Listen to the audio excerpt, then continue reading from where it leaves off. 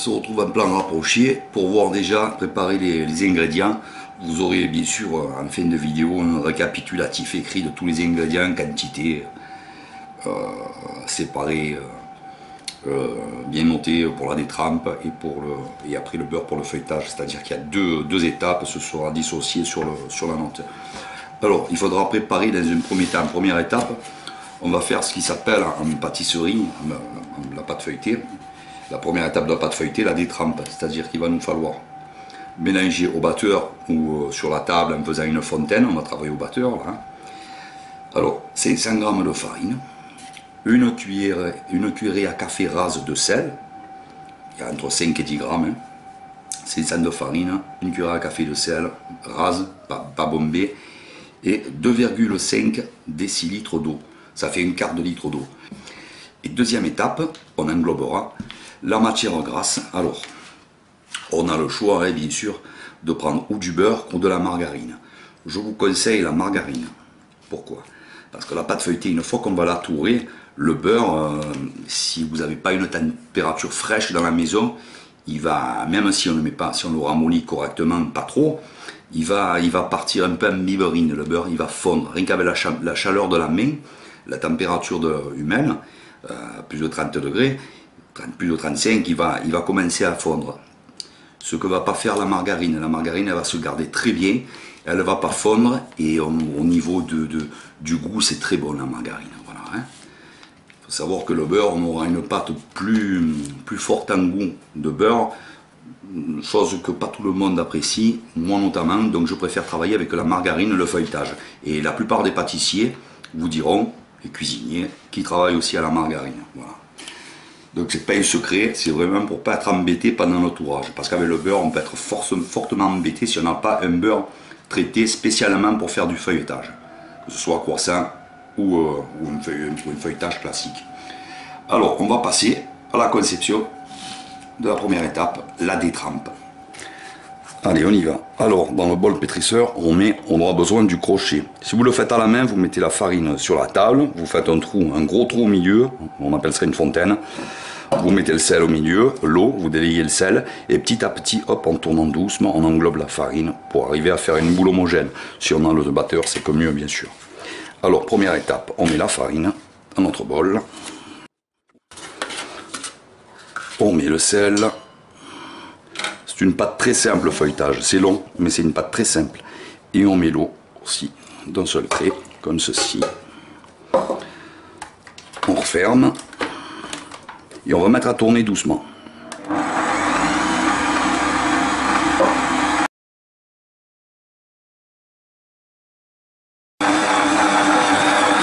Voilà la pâte qui se détache correctement de la cuve. On le voit, hein.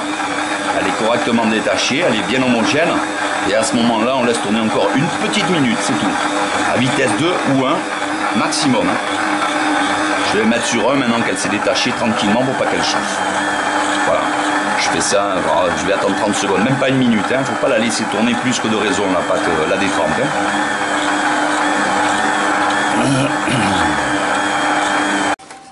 Voilà. Ça suffit largement. Je vais prendre un peu de farine dans mes mains pour décoller la pâte. Pas trop de... On rajoute pas trop de farine hein, dans la pâte feuilletée. Hein. Il faut que... Voilà. Pour la travailler, tout ça, on met le minimum. On verra ça au fur et à mesure du travail. Voilà. On va prendre notre boule. On met juste... On englobe un peu de la farine là, que j'ai mis pour la décrocher. Ça suffit largement. Un petit couteau assis fait bien l'affaire. Ou un sans dents, mais qui coupe bien. Alors, hein. Voilà, et on va faire ça. Juste, on va même pas jusqu'à la moitié de la pâte. Hein. Voilà, là on va faire prendre un peu de corps à la pâte et lui faire perdre un peu d'élasticité pour la travailler un petit peu mieux après. La croix, c'est pas anodin, vous verrez pourquoi après. Hein. Voilà. Voilà. On recouvre, tout simplement, et on attend 10 minutes. On la laisse 10 minutes comme ceci, pas plus. Après, selon les pâtissiers cuisiniers, ils vous diront d'attendre 10 minutes entre chaque paire de tours, parce qu'on donne 6 tours. c'est pas nécessaire. On peut y aller d'un coup et on fera beaucoup plus vite et avec un résultat qui est identique. Hein, ce ne sera pas la peine de s'embêter, je vous donne la recette, je vous montre comment ne pas s'embêter. La seule différence qu'il y aura, c'est d'attendre les 10 minutes entre chaque paire de tours, c'est tout. Toute la technique est exactement la même que je vous donne. Hein. Voilà. Pourquoi faire long quand le résultat, en faisant un peu plus court, va être identique? C'est ce qui nous intéresse. Allez, on se retrouve pour vous tout de suite. Alors, la deuxième étape va consister à ramollir la margarine qui doit déjà être molle puisqu'on la sort la veille, on a bien dit. Hein. Si vous oubliez de la sortir la veille et qu'elle est du frigo dure, ne tentez pas, vous attendez quelques heures, vous remettez à quelques heures de votre préparation de la détrempe, tout ça. Hein. Parce que si elle est dure, vous ne la travaillerez pas, ne la passez pas au micro-ondes, même en mode décongélation, vous prenez des risques sinon. Qu'elle fonde tout ou partie et c'est foutu. Hein. On va pas se dire en refroidissant ça va le faire, non, c'est foutu. Une fois que c'est fondu, c'est mort. Alors, pour ramollir notre machine là, qui est déjà ramollie, puisqu'on l'a sorti 24 heures à l'avance, on va appuyer dessus. Si on la sort bien à l'avance, c'est un jeu d'enfant. Hein. On peut taper comme ça. On prend le papier alu hein, au maximum toujours, pour pas trop salir le rouleau, qu'on nettoiera de toute façon après. Hein. Voilà, on va quand même le faire.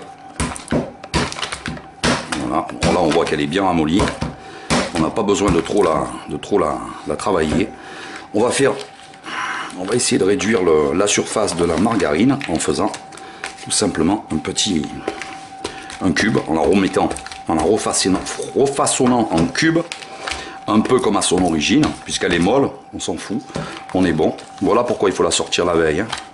Comme ça on a le boulot qui est quasiment fait, on n'aura pas de problème pour étaler notre pâte. Voilà. On va faire un cube comme ça, max, ici. Hop, je vais récupérer ma Margot, c'est dommage. Et on va nettoyer le rouleau, bien sûr. On ne le laisse pas dans cet état-là, sinon la pâte va accrocher dessus, bien sûr. On va nettoyer le rouleau et le sécher correctement. Alors, étape suivante.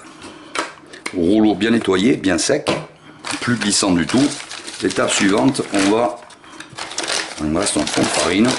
On n'aurait peut-être pas assez, mais j'en reprendrai. Étape suivante, on va florer notre plan de travail. Comme ceci, on ne met pas trop de farine. Parce que au plus on met de farine, pour le feuilletage, hein, au plus on va couper l'effet de pouce. Voilà, la farine, ça coupe l'effet de pouce. Ça va avoir tendance à se mettre entre les feuilles de feuilletage et à neutraliser un peu la pousse. Voilà, tout simplement. Alors, une fois qu'on a fait ça, on prend notre détrempe ici qu'on a déjà coupé en croix. On fleure un peu le dessus. Tchac, tchac, tchac, tchac, tchac, et on va étaler comme ceci. On va faire une croix. Comme ça, en laissant au milieu une épaisseur. Donc on part pas carrément du milieu pour faire notre croix. On va partir comme ça. Légèrement après le centre. Voilà, ce bloc là, si vous voulez, hein, il reste de l'épaisseur. Correct.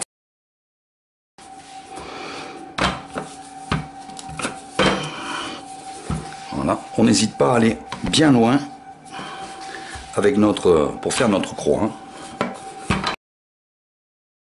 Alors, on prend, il faut avoir aussi un pinceau, à chaque fois il faut enlever l'excédent de farine, ici on n'en a pas beaucoup, mais c'est important, on enlève. On prend notre matière grasse, on la met au centre, où on a notre épaisseur déjà. Ici, on essaye de pas trop la toucher, parce que c'est très gras, pour pas avoir du gras sur la pâte. Et on va refermer notre cocon là, comme ça. Correctement. J'élimine ma farine, le surplus, il n'y en a pas beaucoup, mais bon, on l'élimine.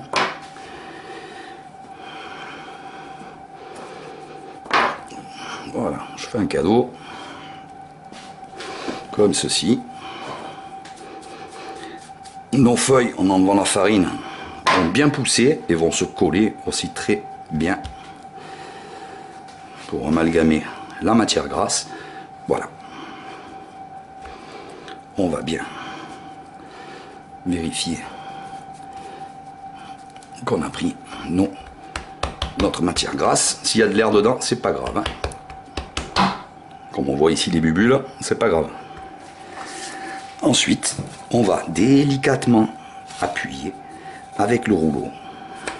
Si on voit que ça colle, tac, on fleure un peu avec de la farine dessus, léger, light comme ça, voilà. Et on va tout doucement amener notre pâton.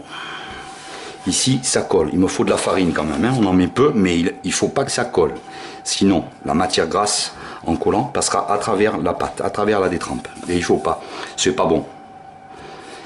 C'est pas irrattrapable, mais c'est pas bon. Ça sera plus dur à travailler. On va amener notre pâton, voilà, d'où comment dire, d'où le fait de bien avoir une matière grasse déjà ramollie. Et j'insiste, pas en pommade, attention, ramollie. Le beurre, le désagrément du beurre, c'est que ça cague hyper vite avec la température, rien que de le démettre, ça cague hyper vite, ça sort de partout. Il faut vraiment maîtriser ça, mettre la pâte au frigo pendant 20 minutes à chaque fois, c'est très dur à travailler. Donc je vous fais la démo avec la Margot, et au niveau goût, on sera bon, vous verrez. On n'aura pas ce goût fort en beurre, surtout si on fait une pâtisserie. Moi je déteste ce goût fort de beurre. Je sais pas vous, mais moi j'aime pas ça du tout. Voilà, on voit que j'ai amené ma pâte déjà à un carré ou un rectangle, hein, peu importe. Déjà assez régulier, voilà, comme ceci, voilà, tout simplement. Voilà notre départ. On vérifie hein, qu'il ne faut pas que ça colle encore une fois. Et à ce niveau-là, on va commencer à abaisser, à tourer notre pâte. On va commencer à faire les tours, tout simplement. Je vérifie dessous, il en faut. Il ne faut pas qu'on soit sec dessous, sec en farine, hein, je m'entends. Sinon ça accroche évidemment. Donc au début on ne va pas prendre de risque, on va un peu plus que fleurer. Après, une fois qu'il n'y a plus de risque, au bout de 2 tours, normalement on est bon. On n'a plus de risque que la Margot se tire. Si votre matière grasse sort par inadvertance, c'est pas grave, c'est pas foutu. Hein. On continue quand même le... Alors là, on est dans les 2 premiers tours. On va mollo pour le premier. C'est-à-dire qu'on ne prend pas le risque, on ne va pas l'étaler hyper fin, les autres non plus, pas hyper fin, mais celui-là en particulier, celui-ci en particulier, on va y aller tranquillement, en vérifiant que notre pâte n'accroche pas, en faisant comme ceci. Voilà, hein, on le voit comme ça, en faisant qu'elle n'accroche pas. Allez, on y va. Premier tour. Alors, je vérifie que je n'accroche pas la table. Ça commence à être un peu juste. Donc là, ça suffit pour le premier tour. Hein. Je ne vais pas faire du truc plus fin que ça. Je mets un coup de pinceau toujours. Et je vais replier ma pâte, comme ceci. Toujours, hop, un coup pour la farine, qu'on remet sur la table. On s'en servira de toute façon. Pour bien coller nos feuilles de feuilletage. Comme ceci. Hop, je peux mettre un petit coup comme ça pour bien coller mes feuilles. Ensuite je rabats comme ceci, excédent de farine retiré,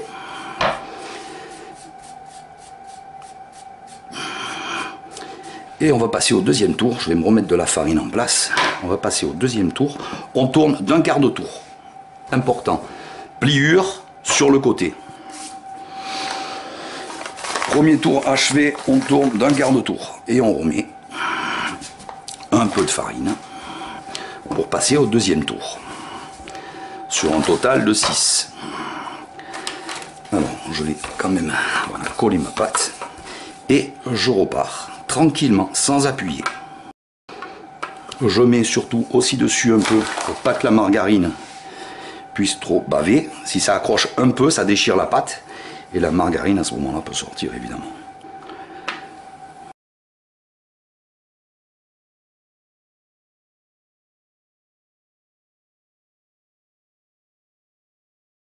On est à 2 tours. Alors la différence avec la recette plus longue, c'est seulement un temps de repos. Tous les 2 tours, on va dire, on met la pâte au frigo et on attend 10 minutes.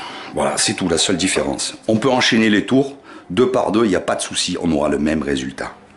Donc j'ai fait ici 2 tours. Si je veux respecter la technique à 100%, formation cuisinier pâtissier, je fais ici 2 points avec mes doigts. Je mets ma pâte au frigo, comme ça quand je la ressors, je me rappelle que j'ai fait 2 tours, ok? Mais là je continue, comme je vous l'ai dit, il n'y a pas de problème. Je pense à tourner ma pâte d'1/4 de tour, pliure à droite, et je vais repartir sur mon 3e tour, vérifier toujours la farine.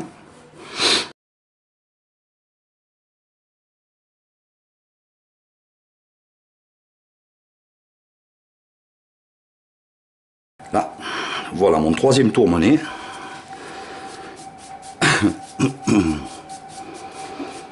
Troisième tour mené. Et je tourne d'1/4 de tour pour donner mon 4e tour. Pas de souci. Dans le milieu professionnel, spécial feuilletage, et qui est encore meilleure que celle-ci que j'ai achetée en magasin, celle spéciale feuilletage, elle est spécialement étudiée et traitée justement pour résister en...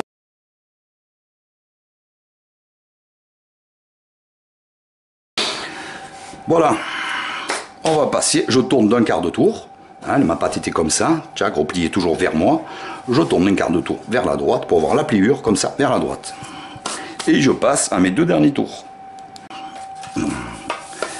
Allez, mes 2 derniers tours, j'enlève s'il y a un peu de margot sur mon, il n'y en a pas beaucoup là, non, presque rien, sur mon rouleau, et je passe aux 2 derniers tours.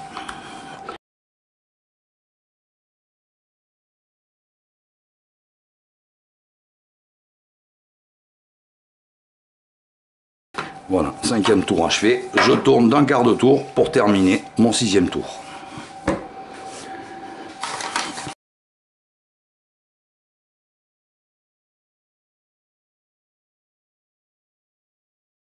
Juste un peu ici pour, voilà, pour coller mes feuilles correctement, et voilà.